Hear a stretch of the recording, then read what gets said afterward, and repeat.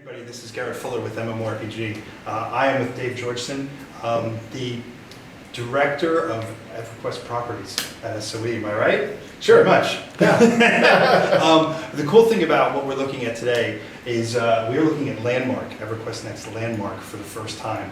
And this has kind of been a really amazing sneak preview of some of the building tools that you guys are going to have access to. Dave let us muck around a little bit on the dev server, and I'm going to let him talk about some of the basic tools and how it's going to transition into what Landmak's really going to become. So Dave, why don't you tell us kind of just a little bit about what we're looking at and some of the early things players are going to be able to do when you guys go live.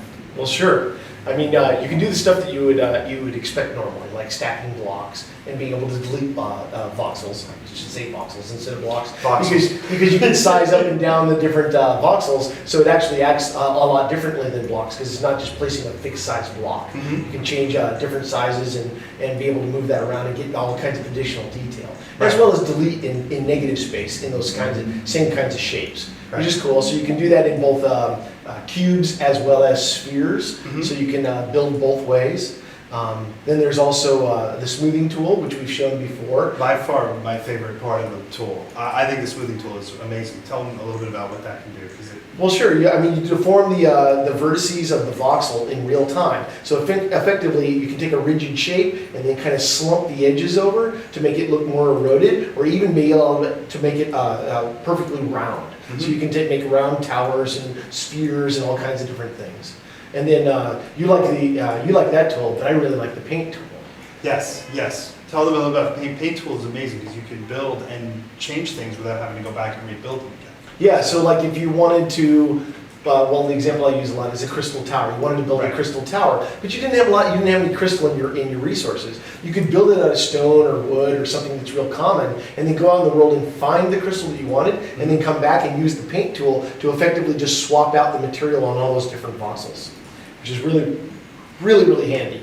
But then we also have the heal tool, so you can restore things back to the way the server was, mm-hmm, so that you can kind of, oops, I made a mistake, and be able to go back to the way it was, or just wipe out something and be back to the pristine terrain, mm-hmm, as well as the line tool. Yeah. And the line tool allows you to build angles that are not just 90 degree or 45. You can, sure, build any arbitrary angle between any two polys in the world, and that is very powerful. It's amazing. It almost allows you to take almost like a square building and give it like a cathedral look as you're bending out the edges and then put multiple tiers down. Yeah. There's a lot of neat stuff. Talk about the cut and paste feature, because that is shocking to me that you can select, cut, paste, and, and make multiples. That's really one of the backbones of the game, because, well, you know, templates and Player Studio we've talked about in previous right, discussions. So what you do is you click and drag an area and select a volume of space. Mm-hmm. And then you can use the handles or just manipulate the faces to size that different area. And now you've got that area of volume selected. Right.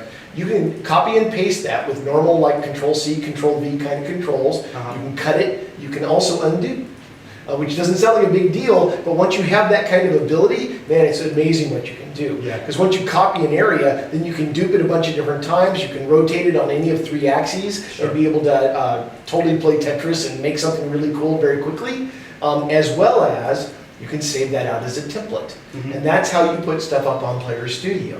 So you make something really cool, you select it all, copy it, save it as a template, put it up on Player Studio, and now other players can buy it for real cash. It's unbelievable. Give us, just to kind of sum up and give the players the last thoughts, you know, we only have a limited amount of time. How are things developing? What do they have to look forward to? You have some really good announcements coming up in the next few months. What are you most excited about? We'll end on that note.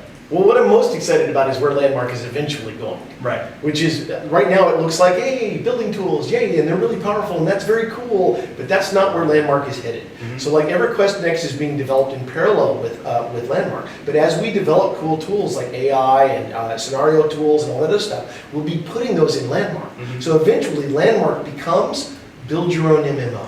Yeah, that's an amazing thing. I mean, and really that will be fantastic. Watching players build their own worlds will be incredible. Great. Dave, thanks so much for your time. Guys, we'll see you soon online. Check out Landmak. Where do you see some of these things you're going to be able to play with? It's really great fun.